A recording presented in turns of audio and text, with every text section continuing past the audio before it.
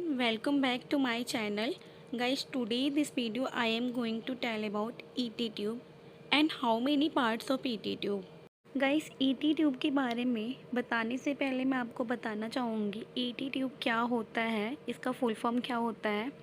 Guys मैं आपको बता दूँ ET ट्यूब का फुल फॉर्म होता है एंडोट्रैकियल ट्यूब। एंडो का मीन्स होता है अंदर एंड ट्रैकियल का मीन्स होता है ट्रैकिया। मीन्स ट्रैकिया के अंदर जो ट्यूब डाली जाती है उसको एंडोट्रैकियल ट्यूब बोलते हैं।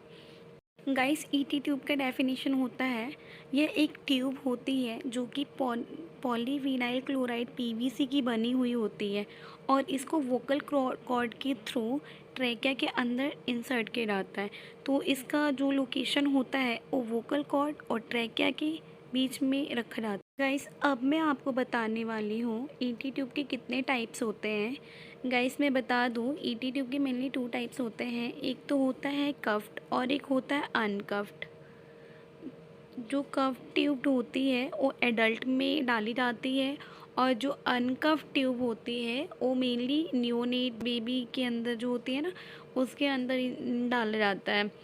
तो उसके अंदर क्यों डाला जाता है बेबी के अंदर, उसका जो सबग्लोटिक एरिया होता है ना वो काफ़ी नैरो होता है और जो एडल्ट का सबग्लोटिक एरिया होता है वो ब्रॉड होता है।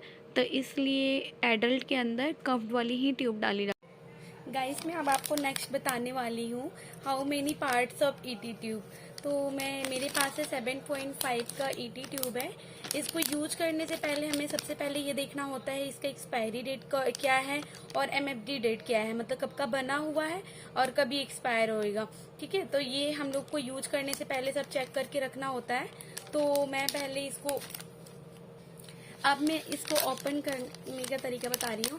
ये वाला एरिया अंदर वाला जो होता है वो स्टाइल होता है, तो इसको हम लोग को नहीं टच करना होता। तो मैंने स्टाइल ग्लव्स पहना है तो फिर मैं इसको तो टच कर सकती हूँ। तो मैंने इसको टच कर दिया है और मैं आपको पार्ट्स बताने वाली हूँ।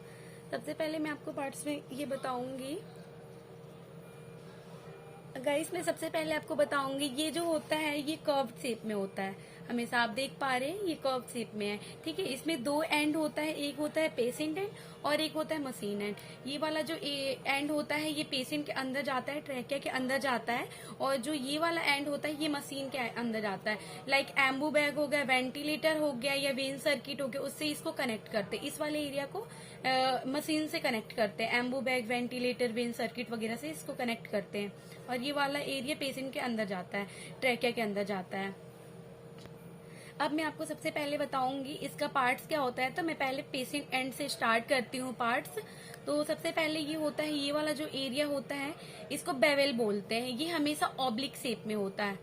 इसका एडवांटेज ये होता है ऑब्लिक शेप में होने का कि किसी पेशेंट को अगर ट्रैकिया के अंदर डालते हैं तो इंजरी होने से प्रिवेंट होता है। ठीक है, सेकंड इसको बोलते हैं मर्फी आई। मर्फी आई का एडवांटेज क्या होता है, जैसे अगर इन केस अगर पेशेंट के ट्रैकिया के अंदर ब्लॉकेज हो गया, बहुत ज्यादा म्यूकस इकट्ठा हो गया और ब्लॉकेज हो गया, तो इस पे अगर ये ट्यूब ब्लॉक हो गया है तो पेशेंट इससे भी सांस ले सकता है। मर्फी आई के थ्रू भी इसके अंदर ऑक्सीजन, पेशेंट के अंदर ऑक्सीजन जाती रहेगी। ठीक है, मर्फी आई का ये एडवांटेज होता है।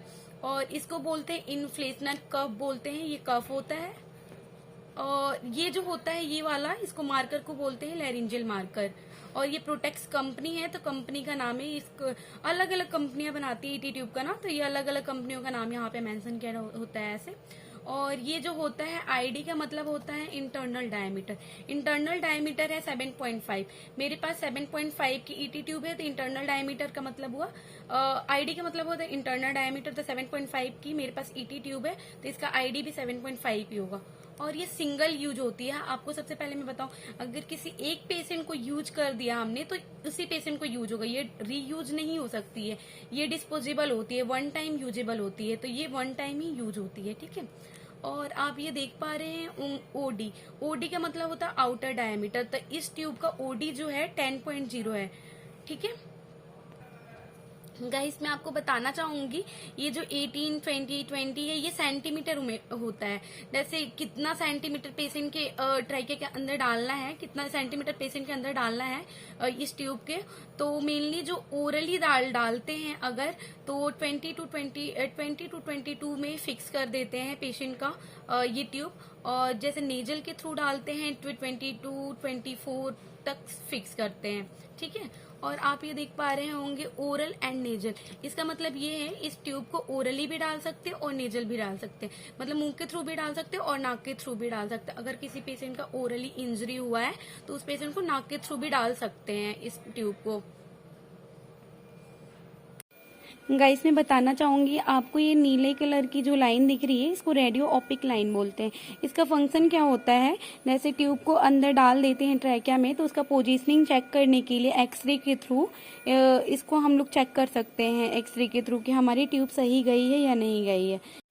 गाइस इसको बोलते इन्फ्लेशन ट्यूबिंग होती है इस वाले। ये जो होता है ये पैलेट बलून होता है, और ये जो होता है, और ये जो आप नीचे स्प्रिंग लाइक स्ट्रक्चर देख पा रहे होंगे इसको स्प्रिंग कहते हैं। इसका क्या एडवांटेज होता है मैं आपको दिखा दे रही हूँ।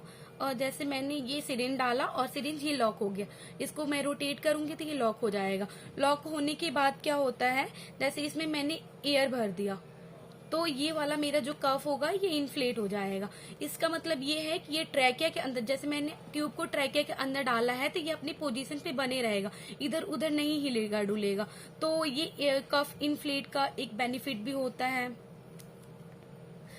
इसको बोलते हैं ट्यूबिंग कनेक्टर होता है, ये ओपन भी हो सकता है, जैसे ये ओपन हो सकता है। तो ये जैसे ट्यूब का साइज होता है उसके अकॉर्डिंग इसका ये जो कनेक्टर होगा डायमीटर, ये वाला डायमीटर होता है वो चेंज होता है। जैसे छोटे ट्यूब हो गए 3.53 जो ट्यूब छोटी ट्यूब होती है उसका कनेक्टर जो होता है वो छोटा बड़ा होता है, ठीक है। अगर बड़ी ट्यूब का कनेक्टर हुआ तो ये बड़ा होएगा। ये वाला आउटर डायमीटर जो होता है वो 15 mm का ही होता है। Thank you for watching this video.